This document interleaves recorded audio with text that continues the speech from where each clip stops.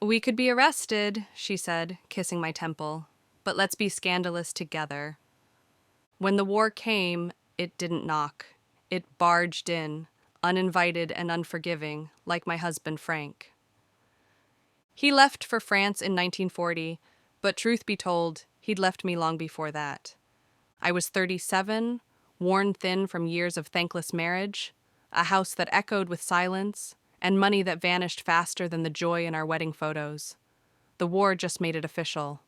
London had become a graveyard of sound, sirens, crashes, crumbling stone, screaming. One night, a blast took the corner of our row house, and I took it as a sign. With a single bag and a framed picture of Ma and Pa, I slipped into the black night and caught a train heading south. I landed in Devon, a place Frank had mocked for its softness and sea breeze, which made it perfect. I found work quickly, quietly, and anonymously, a kitchen hand for the Dudley family, who paid me in coin and silence.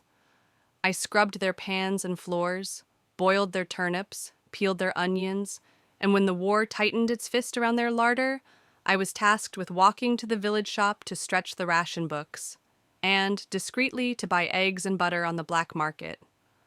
The shop was small, with 3 shelves and a counter tucked between the baker's and the tailor's. That's where I first saw her.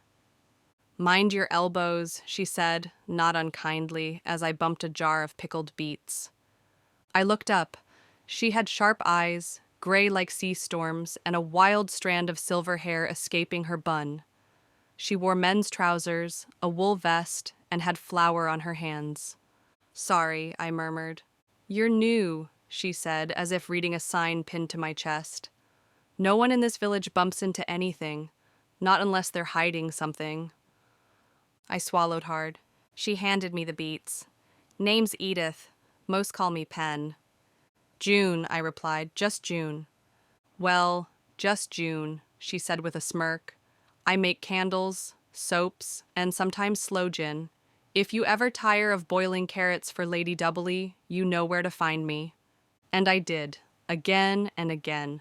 First for lavender soap, then sugar-rationed sweets. She always had something tucked behind the counter for me.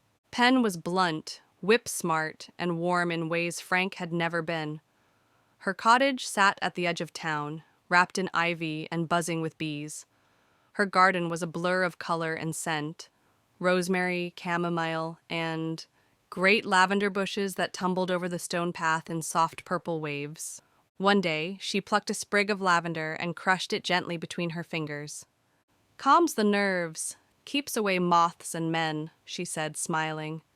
"Grows best when left alone, like some people I know." One afternoon, she opened her front door with a cup of tea already in hand, as if she knew I'd be on her step. "You ought to leave that house," she said, offering the cup. "They don't see you." I blinked.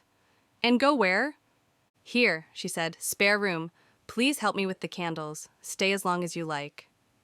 It was the first time anyone had offered me anything without expecting something in return. The room smelled of rose oil and dried lavender. I kept my bag by the foot of the bed and the photo of my parents on the windowsill. The first night Pen poured me a glass of homemade plum wine and taught me how to dip wicks. "Don't look so worried," she said, dipping her candle with a steady hand.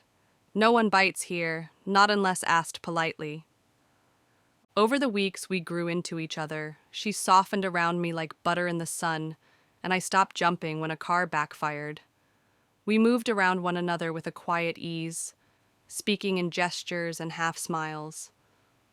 She taught me the names of herbs, birds, and trees. I taught her how to knit, though she was terrible at it. We walked through the lavender beds in the evenings, the plants brushing our ankles, scenting our clothes, staining our memories. On Sundays, we picnicked by the river, our feet in the water, our hands brushing without excuse. One day at the seaside, she bought me a toffee apple and laughed when it stuck to my front tooth. That laugh, open, unafraid, lit something I thought long buried in me. "You're staring," she said, biting her apple. "You're happy," I replied. "So are you." We didn't say anything more, but we didn't need to. We slept in separate rooms, of course, for show. But in truth, I was hers, and she was mine. I still remember the first night she slipped into my room, barefoot and wanting. "I don't know what this is," I whispered. She took my hand. "Call it what you like," she said, "as long as you stay." And I stayed. Penn's cottage was filled with laughter, lavender, and things that weren't quite legal. She made gin from anything that could ferment and sold it in reused perfume bottles. She called it garden medicine. The villagers called it Penn's cure. I could be arrested, I warned one evening as we labeled jars. "We could be arrested," she corrected, kissing my temple. "Let's be scandalous together." She helped me change my last name in case Frank came looking. He never did, but we lived with shadows at our backs. Penn had a son, Charles. He was a puffed-up solicitor with a mouth that smelled of cigars and entitlement. He visited rarely and never stayed long. "This house will be mine one day," he once said, swirling brandy and eyeing me. "Only if you outlive me," Penn said too sweetly. "And I'm healthier than you, Charles." He sneered. I smiled. One April morning, Penn left for the market with a cart full of bottles. I kissed her cheek and told her to come home before the rain. She winked. Always. But someone had talked. The police had grown curious. When they spotted her cart, she ran. They say the wheel caught on a stone. They say she flew forward and struck her head. They say she died instantly. I never saw her again, not even at the funeral. Charles arrived with a sneer and a folded paper. "She didn't leave a will," he said. "She didn't need one," I replied. "Exactly." He gave me until dusk to leave. I packed slowly, her jumper, my photograph, a tiny silver key I'd once found in her dresser, nestled in a drawer beside dried lavender and old ribbons. The village watched me walk. No one stopped me, no one helped. Now I live above a pub, washing dishes again. This time, I am older, worn thin by grief, but I carry her with me in every quiet kindness, every bruise the world didn't see, every breath I still take in the scent of lavender. Sometimes I walk back to the edge of that village. The lavender still grows wild, brushing the fence and climbing the stone wall, where her bees still hum, where our love once lived.